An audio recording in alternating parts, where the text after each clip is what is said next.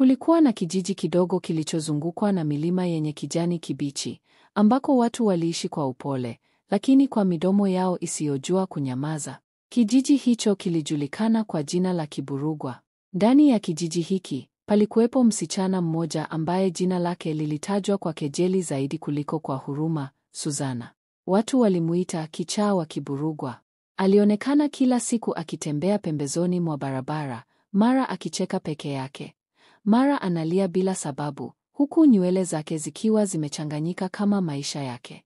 Lakini kilichowaumiza watu wengi mioyo yao, ingawa hawakukiri, ni kwamba Suzana alikuwa mrembo, hata katika hali yake hiyo.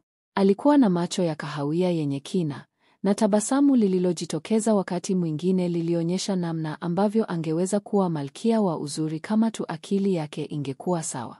Lakini kijiji kilikuwa na sheria zisizoandikwa. Kichaa hastahili mapenzi, kichaa hastahili heshima, kichaa ni mzigo. Na hapo ndipo alipoingia Thomas. Thomas hakuwa wa kawaida.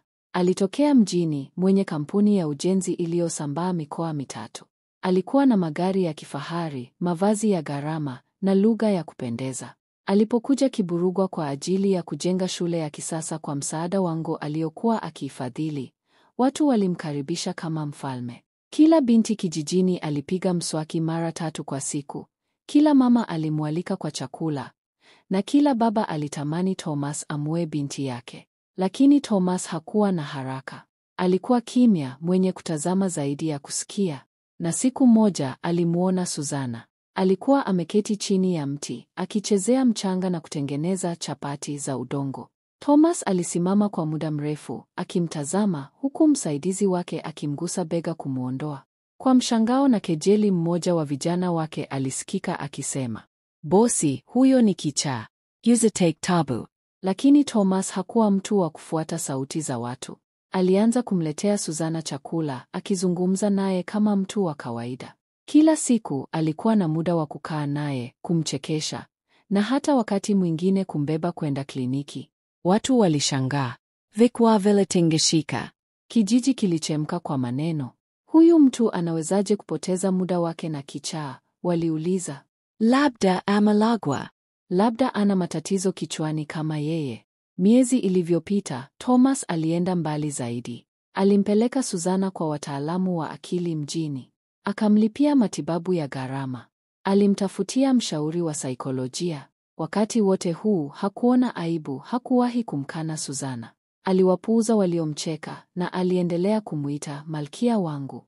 Baadhi ya marafiki zake wa karibu walimwambia, "Thomas, uko na kila kitu. Unaweza kumpata mwanamke yeyote. Huyu hata hawezi kujua jina lako." Lakini Thomas aliwajibu kwa utulivu, "Napenda moyo wake, si hali yake. Nikiweza kumrejesha, nitaishi na kipenzi cha kweli."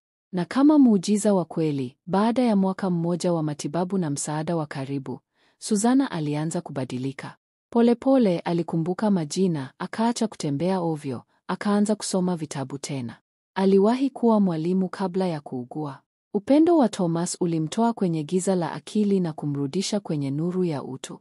Siku moja, Thomas alimpigia magoti Suzana mbele ya nyumba yao ya kisasa aliyoijenga pembeni ya kijiji.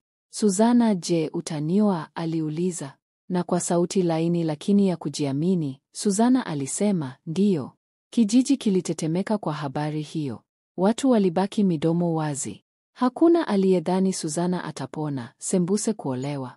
Lakini siku ya harusi, magari ya kifahari yalijaza kijiji. Suzana alivalia gauni jeupe, macho yake yaking'aa kwa furaha, na watu walimkazia macho kama hawamjui. Ndoa yao ilifanyika mbele ya watu mashuhuri, vyombo vya habari vilihudhuria, na kijiji kizima kilishuhudia kile kilichoitwa miujiza ya mapenzi ya kweli. Baada ya harusi, Thomas na Suzana waliendelea kuishi Kiburugwa, lakini wakawa wanasafiri mara kwa mara. Suzana alifungua kituo cha ushauri kwa watu wenye matatizo ya akili. Alitumia uzoefu wake kuwasaidia wengine. Kijiji kilimgeukia na sasa walimuita Mama Faraja. Marafiki wa zamani wa Thomas, wale waliomcheka, walibaki kimya. Baadhi yao walikuja kuomba kazi kwa Suzana. Wengine walijaribu kuiga mahusiano yao, lakini walishindwa kwa sababu hawakuwa na moyo ule wa kweli. Baada ya harusi ya kifahari, Suzana na Thomas walihamia katika jumba dogo lakini la kifahari lililozungukwa na bustani ya maua. Kalikuwa na utulivu na kila kona ya nyumba ilizungukwa na picha za kumbukumbu, picha za matibabu ya Suzana, picha ya harusi yao, na hata picha ya mti ule mkubwa alikokuwa akicheza udongo siku ya kwanza walipokutana. Usiku mmoja walipokuwa wakinywa chai kwenye roshani, Suzana alimuuliza Thomas swali ambalo lilimtoa machozi. Kwa nini hukuondoka nilipokuwa nimepotea?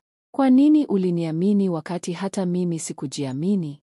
Thomas alimshika mkono kwa upole, akasema, kwa sababu sikuangalia ugonjwa wako, niliangalia moyo wako. Nilijua upo, hata kama ulimwengu haukuweza kuona. Suzana alilia. Lakini machozi yale hayakuwa ya huzuni, bali ya shukrani. Alijua sasa, alimpenda Thomas zaidi ya maisha. Wakati ndoa yao ilianza kuenea mitandaoni kama hadithi ya kichaa aliyeolewa na bilionea, baadhi ya watu waliitumia kama kielelezo cha matumaini, lakini wengine waligeuza kuwa chanzo cha wivu na kejeli za chini kwa chini. Waliokuwa marafiki wa Thomas zamani, ambao walimshauri amwache Suzana, sasa walijifanya marafiki wa karibu. Walimtumia ujumbe Suzana, hongera sana mama. Wewe ni mwanamke mwenye bahati. Ulikuwa kichaa lakini sasa unaishi maisha ya kifalme. Wengine wanasema ulitumia juju. Lakini Suzana aliwajibu kwa tabasamu. Hakuhitaji kujitetea. Ukweli wake ulikuwa wazi, mapenzi ya kweli yameshinda. Suzana hakuishi kwa kujificha. Alifungua taasisi ya kusaidia wanawake waliopitia changamoto za akili na kupoteza mwelekeo wa maisha. Alitoa hotuba mashuleni na makanisani. Alizungumza na watoto wa mtaani na akawa mama kwa wengi waliokataliwa na jamii. Watu walianza kumwona kama shujaa. Vyombo vya habari vilimwalika kutoa semina. Aliitwa The Phoenix of Kiburugwa, ndege aliyefufuka kutoka majivu. Alijifunza kupenda tena, sio tu kwa Thomas, bali pia kwa nafsi yake. Na kila alipotazama uso wa Thomas, moyo wake ulijaa furaha isiyo na mwisho. Wazazi wa Suzana walishakata tamaa kabisa miaka mingi nyuma. Walimpeleka kwa waganga, wakampiga, wakamfunga ndani, na hatimaye wakamtelekeza. Walihama kijiji na kwenda mkoa mwingine, wakikimbia aibu ya binti yao kichaa. Lakini waliposikia kwenye runinga kwamba Suzana sasa ni mke wa mfanyabiashara mashuhuri na mwanaharakati wa afya ya akili, walishindwa kujizuia. Walirudi Kiburugwa kwa aibu na hofu. Suzana aliwaona walipokuja kwenye taasisi yake. Walikuwa umesimama pembeni ya geti, macho yao yamejaa machozi, midomo yao ikitetemeka. Binti yetu, tunajua tulikukosea, mama yake alisema kwa sauti ya chini, lakini hatukuwa na msaada. Tulijua yutaposha. Hatukujua kama upendo unaweza kuokoa. Suzana aliwatazama kimya kwa muda. Mbele ya macho yake walikuwa wazazi waliomwacha katika giza, lakini pia walikuwa sehemu ya safari yake. Aliwakaribia na kuwakumbatia wote wawili. Sikuwahi kuwachukia, alisema, nilikuwa nasubiri mniamini tena. Karibuni nyumbani. Miaka 2 baada ya ndoa yao, Suzana alipata ujauzito. Alijifungua mtoto wa kike, mwenye macho kama ya Thomas na tabasamu la Suzana. Walimuita Tumaini. Tumaini alilelewa katika mazingira ya upendo wa kweli. Alijifunza kutoka kwa wazazi wake kuwa mtu hawezi kupimwa kwa hali aliyopo sasa, bali kwa uwezo wake wa kubadilika. Na kila alipoulizwa jina lake lina maana gani, alijibu kwa fahari, jina langu ni Tumaini. Mama yangu alikuwa kichaa, lakini sasa ni shujaa. Baba yangu ni tajiri, lakini sasa ni shujaa. Baba yangu ni tajiri, lakini moyo wake ndio utajiri mkubwa zaidi. Miaka ikapita. Suzana na Thomas walizeeka pamoja. Walipanda miti pamoja, walitunza bustani yao, na walikumbatia watoto wa mitaani ambao walikosa wazazi. Walikuwa mfano wa ndoa bora, wa upendo usio na mipaka. Na kijiji cha Kiburugwa kilijifunza kupitia mfano wao. Walianza kuwaheshimu watu wenye changamoto za akili, wakafungua vituo vya matibabu, na hata walibadilisha jina la shule mpya iliyojengwa na Thomas kuwa Shule ya Tumaini, Suzana Thomas Foundation.